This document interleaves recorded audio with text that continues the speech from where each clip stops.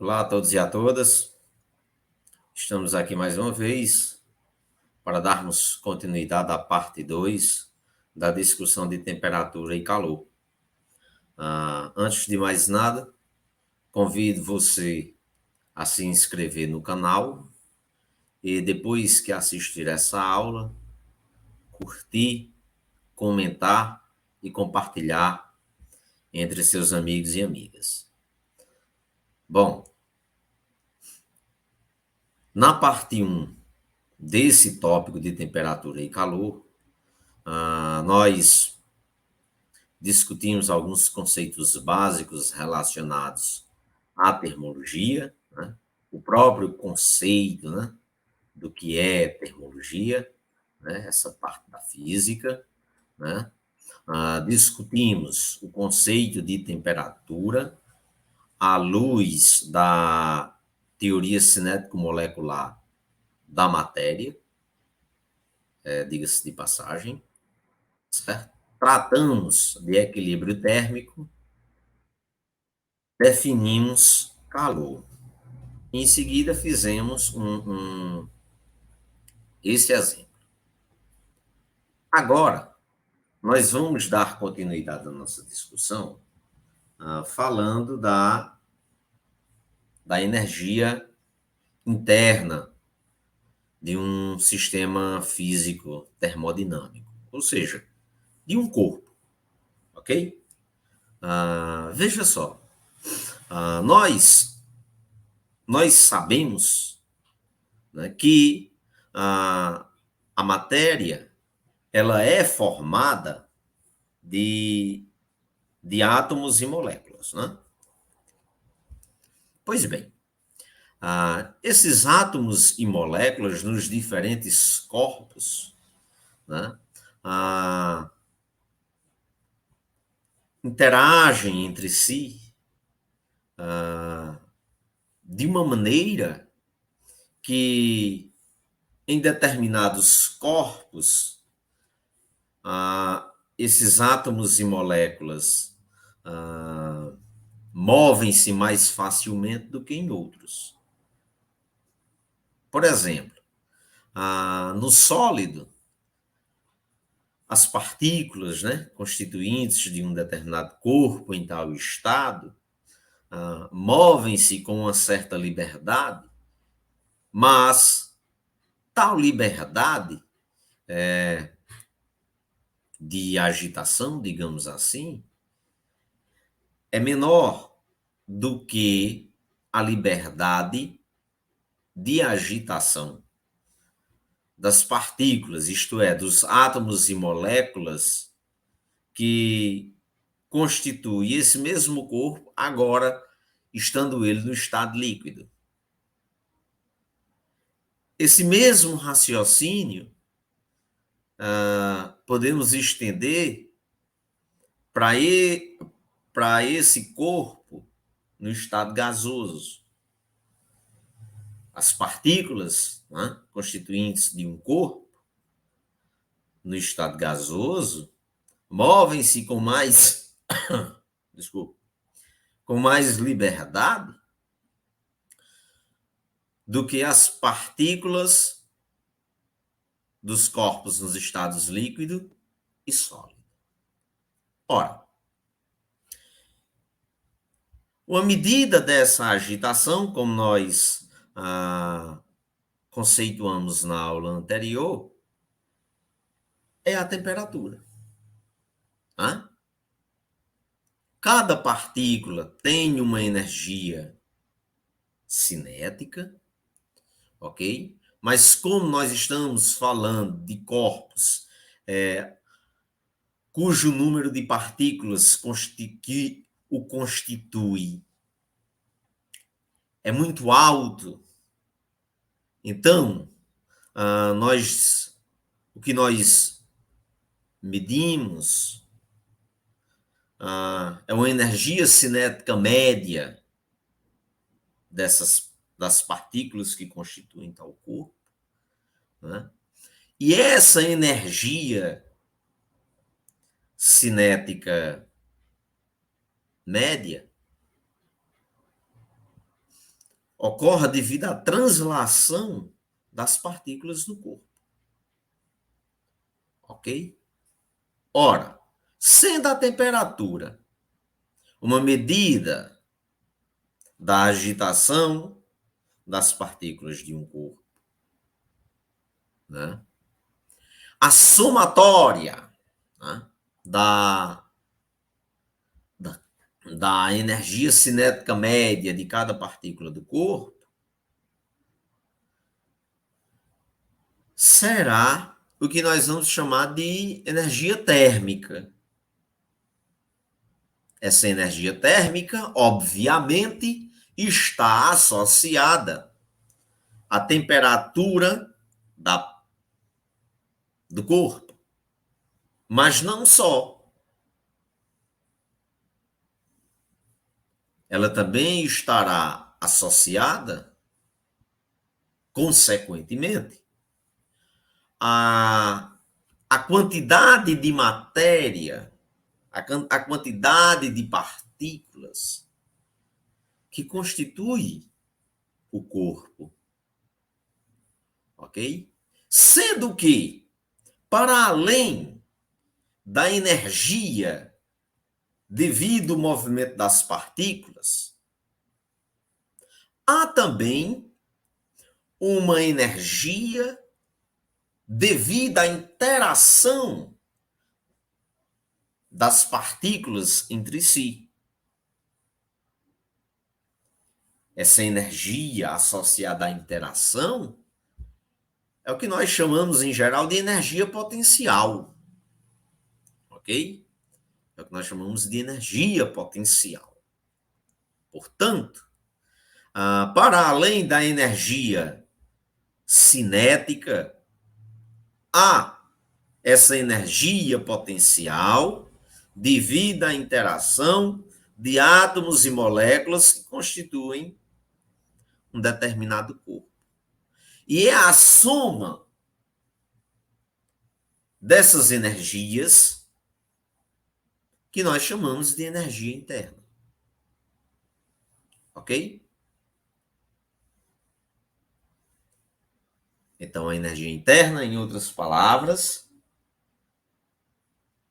é a energia cinética dos átomos e moléculas mais a energia potencial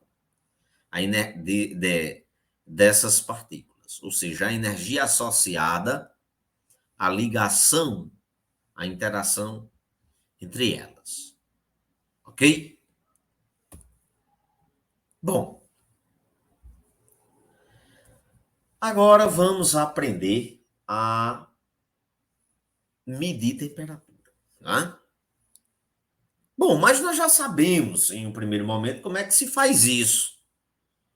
Porque alguma vez na vida, nós já fomos em um consultório médico e ele usou um termômetro clínico para verificar a nossa temperatura. Ou, nessa época de pandemia, né, nós já devemos ter ido em algum estabelecimento comercial e lá ter verificado a nossa temperatura usando um termômetro diferente, obviamente, do termômetro clínico, né?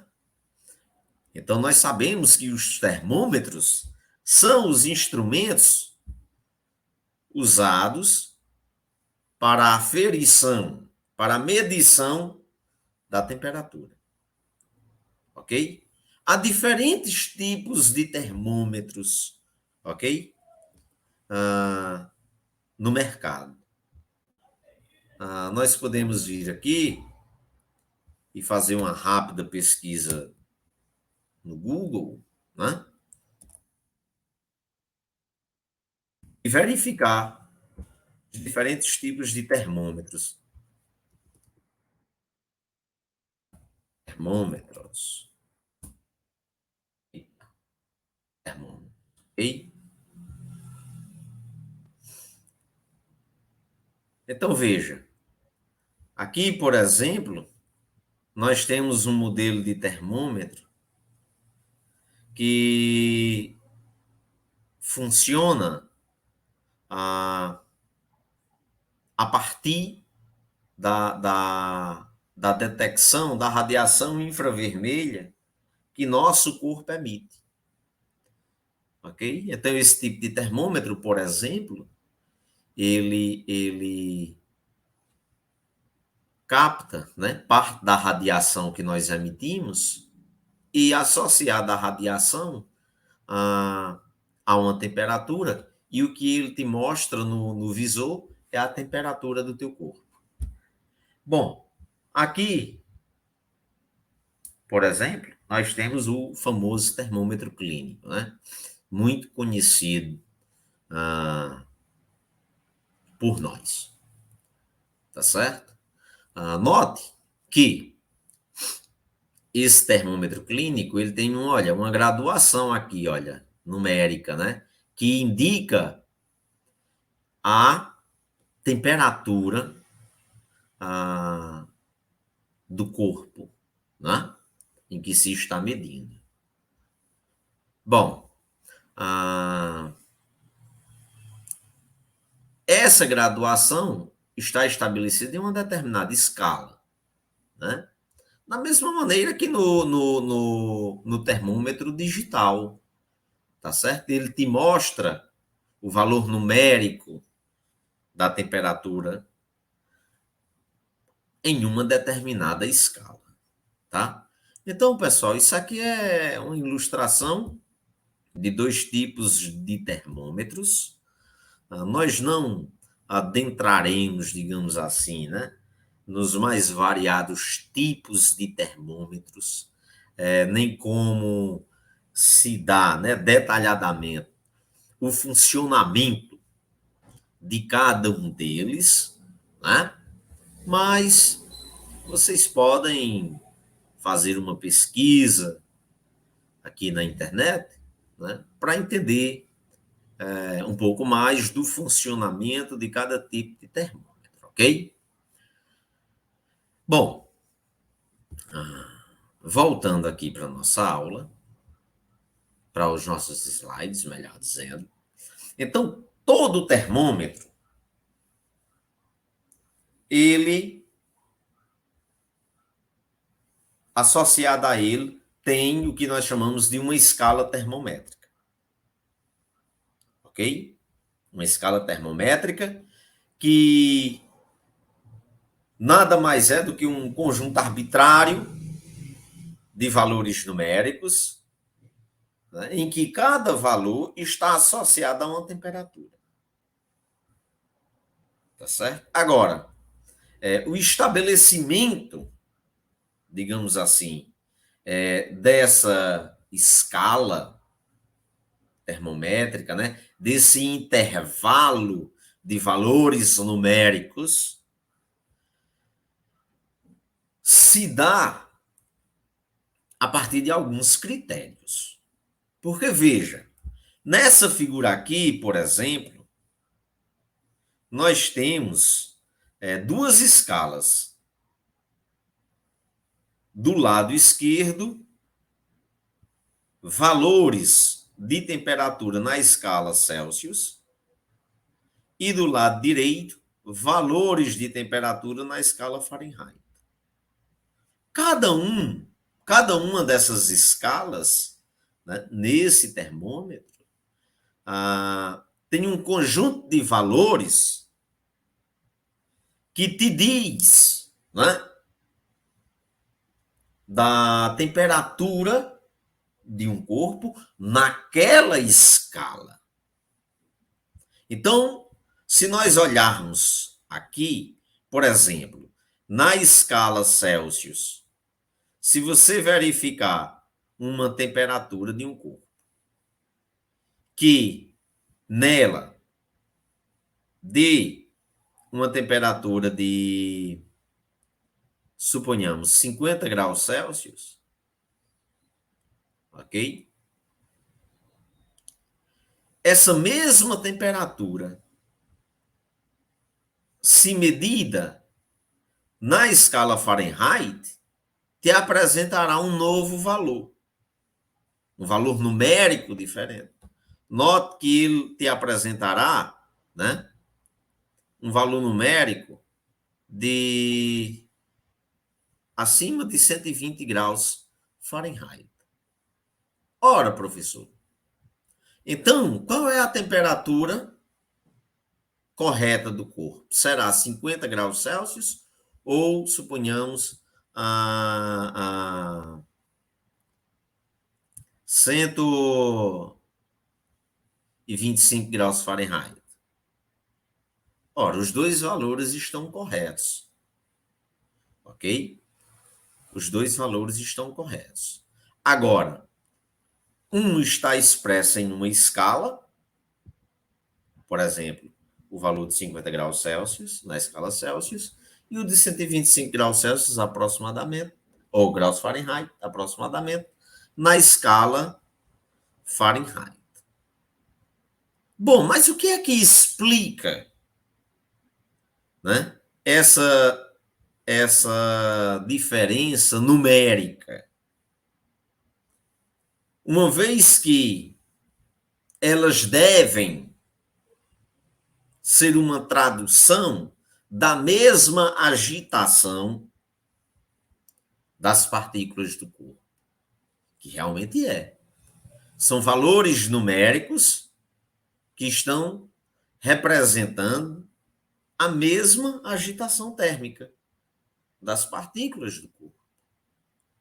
Ora,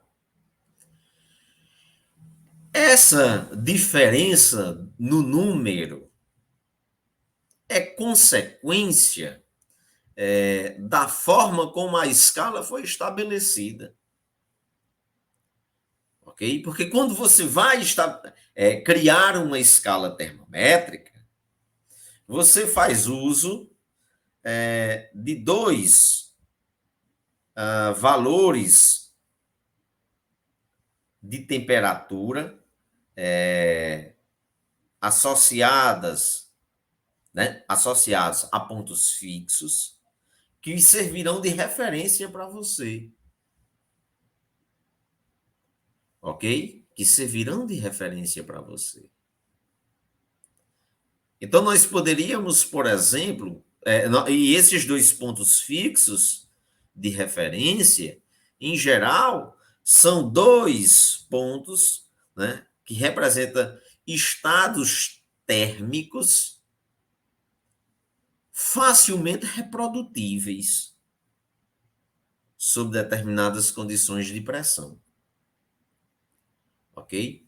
Bom, mas isso que eu estou colocando, em um primeiro momento, está muito abstrato ainda. Tá certo? Bom, os pontos fixos fundamentais podem ser o ponto do gelo, que é o ponto, que é o estado em que o gelo começa a mudar de estado físico, o ponto de gelo, né, em que o gelo começa a se derreter, né,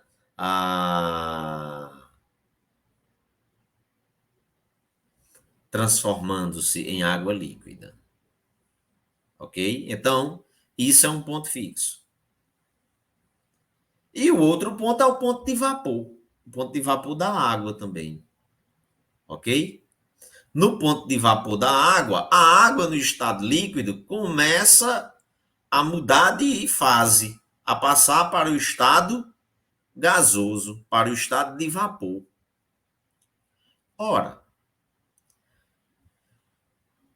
na construção de uma escala, você pode usar esses dois pontos porque é facilmente reproduzidos. São facilmente reproduzidos esses estados da água, transformá-la, né, para um estado sólido e para um estado de vapor.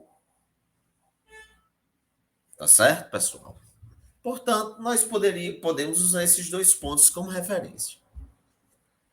Tá? E com isso, atribuir um valor numérico de maneira arbitrária a cada um desses pontos. Ok? No atual estado, né, estabelecido para as escalas Celsius e Fahrenheit, por exemplo, o ponto de gelo na escala Celsius é atribuído a ele um valor numérico zero.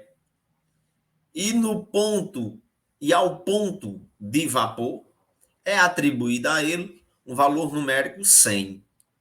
É por isso que costumeiramente dizemos que o gelo se derrete a 0 graus Celsius e a água se transforma, sofre ebulição, ou seja, sai do estado líquido para o estado gasoso a 100 graus Celsius.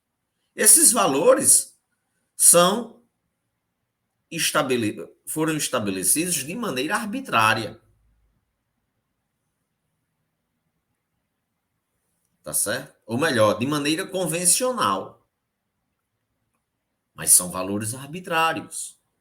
Porque já na escala Fahrenheit, por exemplo, ao ponto de gelo é associado um valor numérico de 32. E ao ponto de vapor é associado um valor numérico de 212, como nós podemos ver aqui nesse slide. Ok? Bom, então, se nós pegarmos dois termômetros em separado, né, semelhantes, né, ao termômetro clínico, como representado nessa figura aqui, nós veremos que o zero da escala Celsius corresponde ao 32 da escala Fahrenheit. Então, esses dois valores numéricos são uma representação de um mesmo estado de agitação das partículas. Então, eles têm essa correspondência. 0 graus Celsius, nós lemos assim, 0 graus Celsius, é equivalente a 32 graus Fahrenheit. Enquanto que 100 graus Celsius é equivalente a 212 graus Fahrenheit. Nós lemos assim, graus Fahrenheit. Tá certo, pessoal? Bom, essas são duas escalas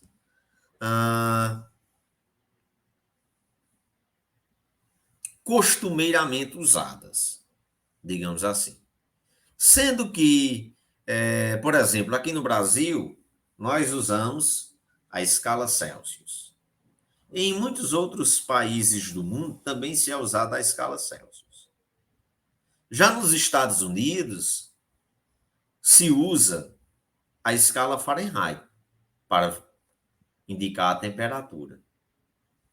Ok? Há alguns outros países que também usam a escala Fahrenheit nos seus termômetros, ok?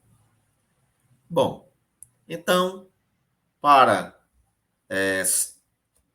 finalizar esse slide aqui, na escala Celsius, o gelo derrete a 0 graus Celsius e a água evapora a 100 graus Celsius. Na escala Fahrenheit, o gelo derrete a 32 graus Fahrenheit e a água passa para o estado gasoso a 212 graus Fahrenheit. Mas, além das escalas Celsius e Fahrenheit, há uma outra escala, a chamada escala Kelvin. Bom, existe uma gama, né? Ou existiu, né, ao longo do século XIX, por exemplo, uma gama de escalas termométricas. Bom, então, nós podemos dizer que cada um de nós podemos construir uma escala termométrica. Agora, a questão é,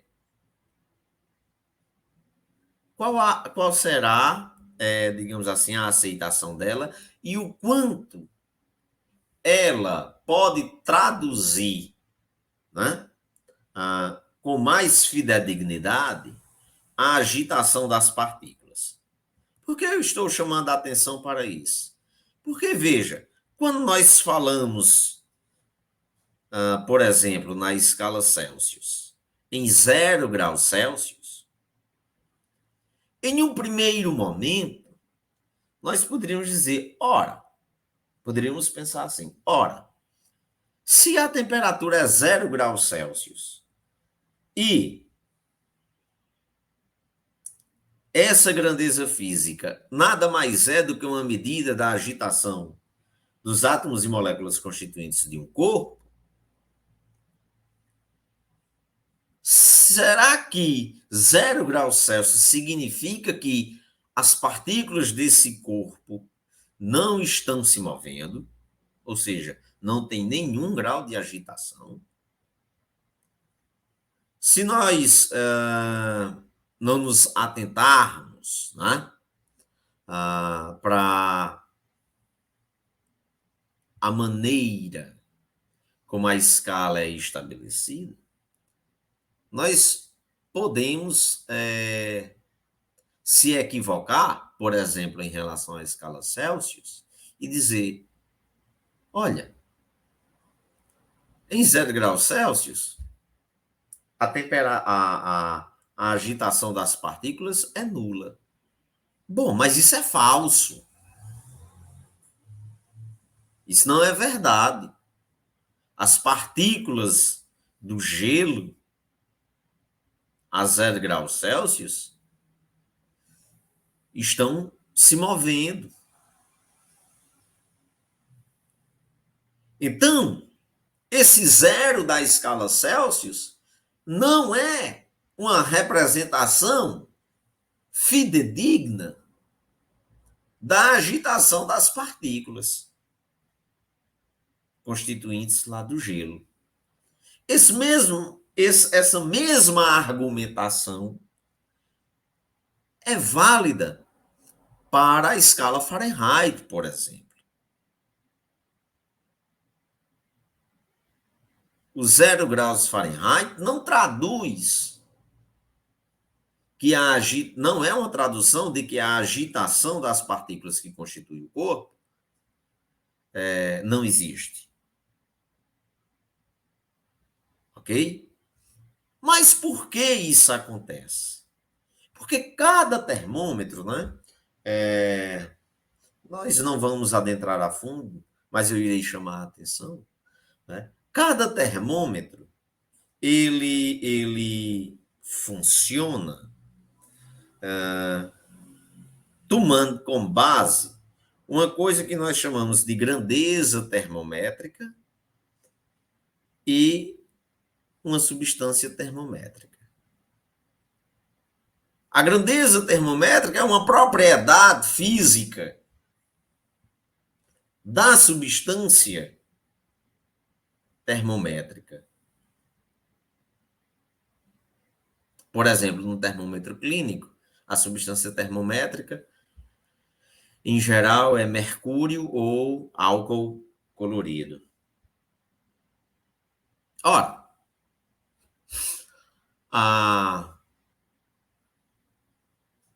quando essas substâncias sofrem pequenas variações de temperatura, o comprimento delas variam com uma certa significância, de maneira que torna-se perceptível a olho nu a variação do tamanho dessas substâncias. Ok? E é a partir, né, por exemplo, no termômetro clínico, da altura alcançada pela coluna de mercúrio, quando submetida a uma determinada variação de temperatura, que ela sobe até uma determinada altura, e é a altura que a coluna do mercúrio atinge que está associada um valor numérico de temperatura. Ok? Bom, nessas duas escalas aqui, a grandeza termométrica envolvida nada mais é do que o comprimento da coluna do mercúrio dentro da estrutura capilar que se encontra no tubo de vidro do termômetro clínico. Tá certo, pessoal? Uma terceira escala é a chamada escala Kelvin, também conhecida como escala absoluta. Permitam-me antecipar em dizer que essa é a escala, tá certo? Usada para medição de temperatura de objetos em laboratórios, em experimentos de física, em observações astronômicas, tudo mais. Por quê? Porque essa escala ela foi desenvolvida por William Thomson, ou Lord Kelvin, né? um físico britânico, ok? Em que ele conseguiu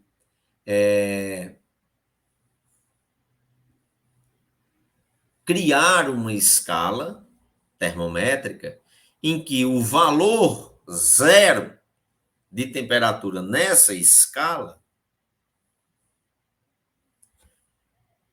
traduz uma agitação nula, ou melhor dizendo, a não agitação das partículas constituintes do corpo. Tá certo? A não agitação das partículas constituintes do corpo. E qual foi a grandeza termométrica que ele usou? A pressão. Ora, se você tem, tomemos uma substância no estado líquido como referência, dentro de um recipiente. As partículas daquele líquido estão colidindo com as paredes do recipiente como consequência da agitação delas, né? Porque aquele líquido tem uma determinada temperatura. Ora, a colisão dessas partículas nas paredes do recipiente que o contém gera uma pressão sobre as paredes do recipiente.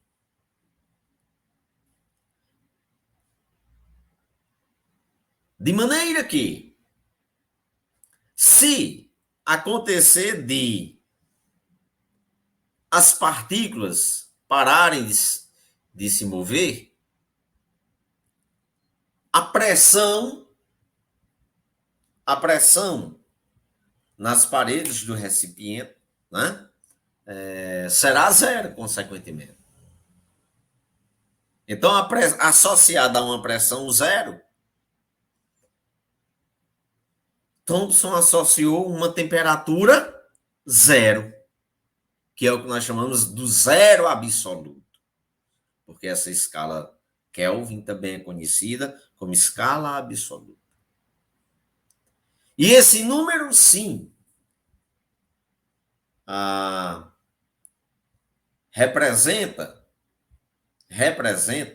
né, de uma maneira fidedigna, o estado de agitação das partículas.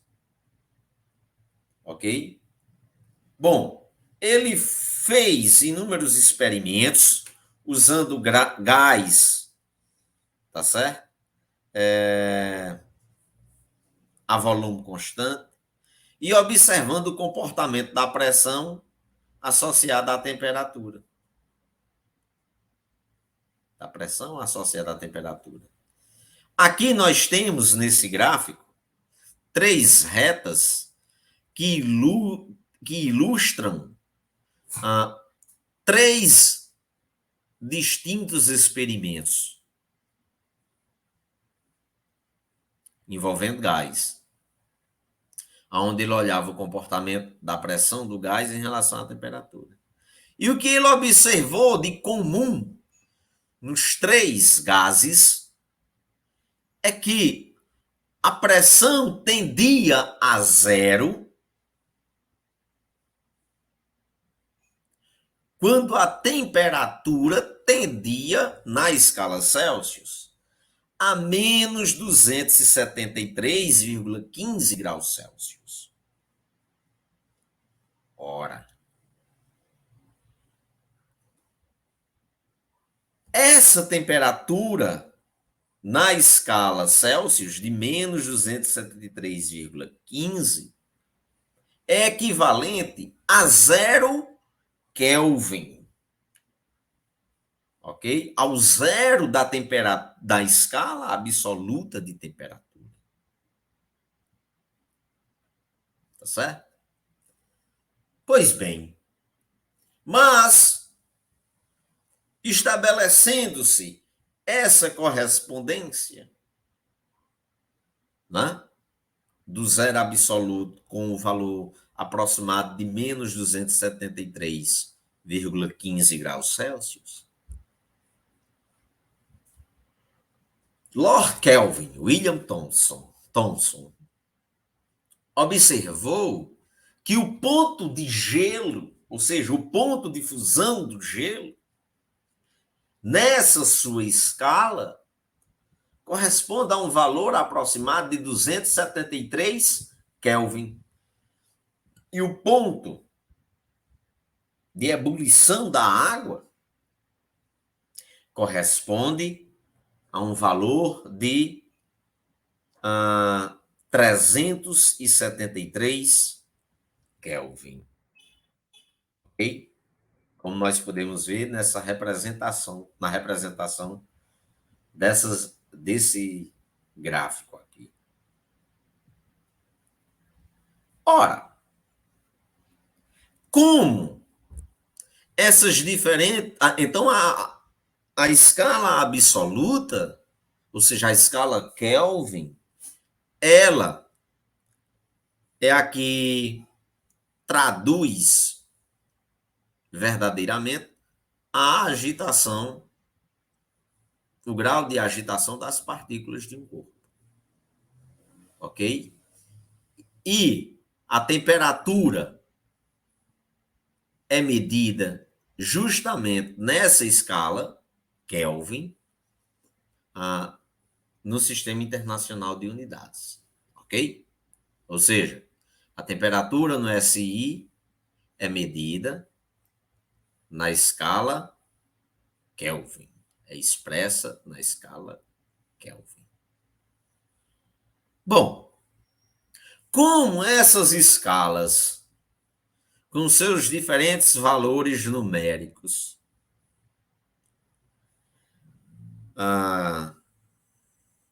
quando medindo a temperatura de um mesmo corpo, apresenta valores numéricos diferentes, mas esses valores numéricos diferentes é uma tradução de um mesmo estado termodinâmico, de um mesmo estado térmico, ou seja, de uma mesma agitação das partículas. Então, o valor da temperatura mostrado em cada escala termométrica tem uma correspondência, tem uma associação, uma equivalência. De maneira que eu posso conhecer a temperatura nas escalas Celsius e Fahrenheit, por exemplo, desde que eu conheça o seu valor numérico na escala Kelvin. Ou, se eu conheço o valor numérico da temperatura na escala Celsius, eu posso determinar seu valor correspondente na escala Fahrenheit, na escala Kelvin e vice-versa. Então, como é que as temperaturas estão relacionadas? De que maneira se dá? Quais são as equações matemáticas? Quais são os modelos matemáticos que estabelecem essa relação entre as escalas? Bom, é isso que eu irei mostrar nesse momento. Mas antes, chamemos a atenção para o fato de que o zero absoluto representa o limite inferior de temperatura de um sistema físico. Ok? É a temperatura inferior. É a temperatura correspondente ao menor estado de agitação das partículas. Isto é, um estado de agitação praticamente nulo. Mas é possível alcançar o zero absoluto? Não. Por que não? Porque existe uma energia mínima, uma energia fundamental mínima na natureza. Agora você pode se aproximar de maneira significativa do zero absoluto, ok? Ou então você pode até extrapolar para determinadas situações em que você esteja trabalhando e admitir um zero absoluto, ok? Bom, mas vamos para a parte que estabelece, né, a relação de conversão entre as escalas Celsius e Kelvin e entre as escalas Celsius e Fahrenheit. Ok? Bom, permitam-me abrir o whiteboard, ok? Para fazer a demonstração desses cálculos aqui.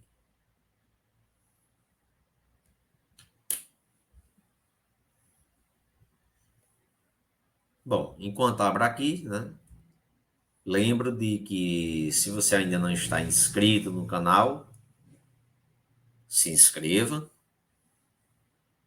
compartilhe, divulgue entre os seus amigos e amigas, tá certo? Que nesse canal nós estaremos publicando aulas de física, estaremos publicando conteúdos diversos de outras ciências também, como a matemática, né? a astronomia, a filosofia, a política, a economia, certo? Ou seja, as diferentes formas do conhecimento humano. Bom, vamos pegar um quadro limpo, né? Então vamos aqui estabelecer, senhores, a conversão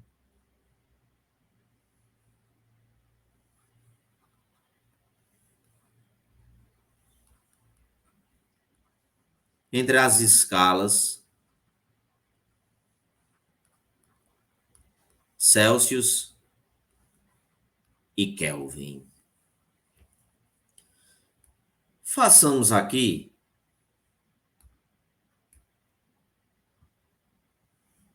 duas retas. Suponhamos que seja uma reta, tá bom? E aqui também.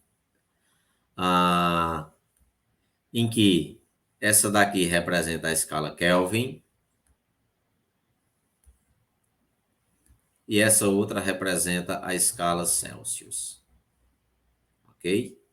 Essa bolinha aqui do lado e um C maiúsculo. Admitamos que nessa altura nós tínhamos um valor de 100 graus Celsius. Que nessa daqui nós tínhamos um valor de 0 graus Celsius. Então, na escala Kelvin, o valor correspondente, você obtém esses resultados experimentalmente, tá bom? O valor correspondente a 100 graus Celsius é 273 Kelvin, aproximadamente, tá bom? E ao 0 graus Celsius, 273 Kelvin. Agora, admitamos duas temperaturas, uma temperatura arbitrária, que na escala Kelvin, ou seja, na escala absoluta, nós iremos chamar de T maiúsculo, ok? Esse T maiúsculo, em qualquer texto de física que você encontrar,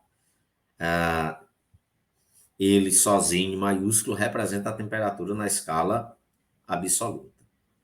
E do lado de cá, vamos tomar o seu equivalente, vamos chamar de θc, ok? Há outras notações para tudo isso, pessoal, tá? Bom, então essas temperaturas aqui são equivalentes também, tá? Ora, vamos olhar isso aqui em uma perspectiva geométrica, ou seja, em uma perspectiva em que nós possamos aplicar um teorema chamado de Teorema de Thales. Ok? Teorema de Thales. Note, senhores, que se eu dividir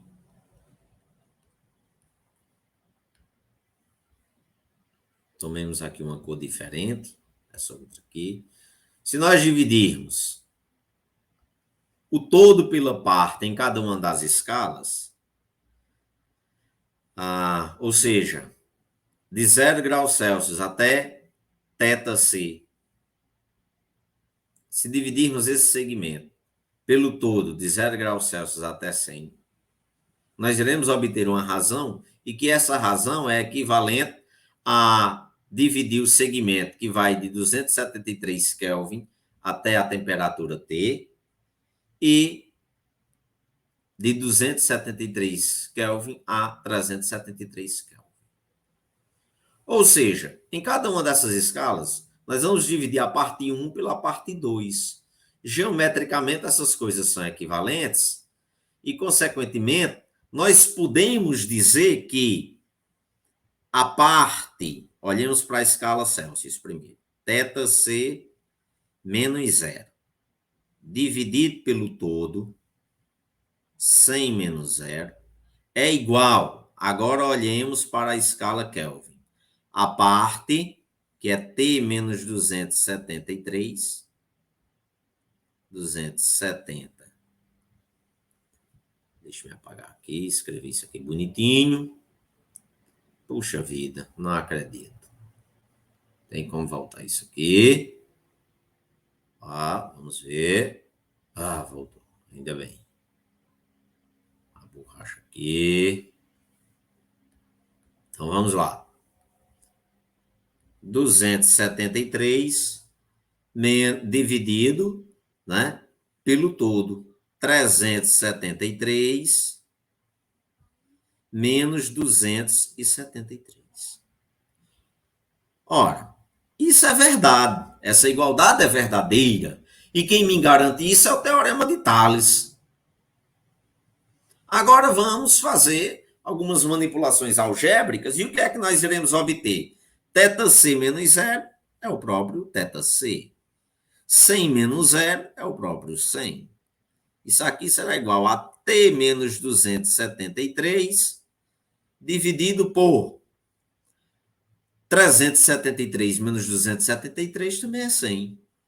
Eu posso simplificar esse 100 do lado esquerdo da igualdade com 100 do lado direito.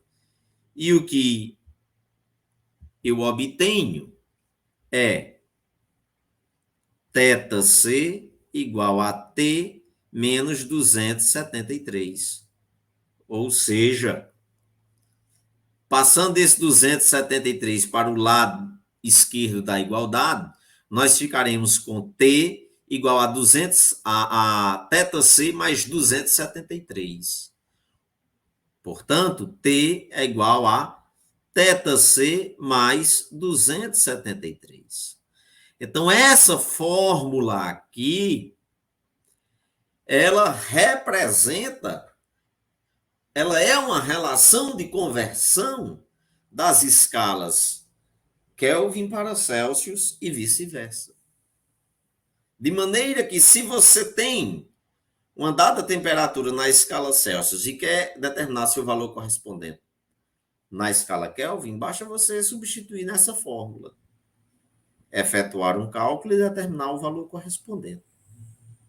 Da mesma maneira, dada uma temperatura na escala Kelvin e você quer determinar o seu valor na escala Celsius, basta você também substituir nessa fórmula, efetuar a conta e obter o valor correspondente. Tá certo? Bom, nós estamos nos aproximando de 50 minutos de aula. Nos falta ainda estabelecer a relação entre a escala Celsius e Fahrenheit e resolver alguns exemplos. Isso eu farei em uma parte 3 desse conteúdo, ok? Desejo a todos que façam bom proveito dessa videoaula, ok? E que estudem muito por livros, resolvam exercícios, né? E que tenham muito sucesso. Só lembrando, não se esqueça de se inscrever no canal, depois de assistir o vídeo, curtir, comentar e compartilhá-lo. Até mais.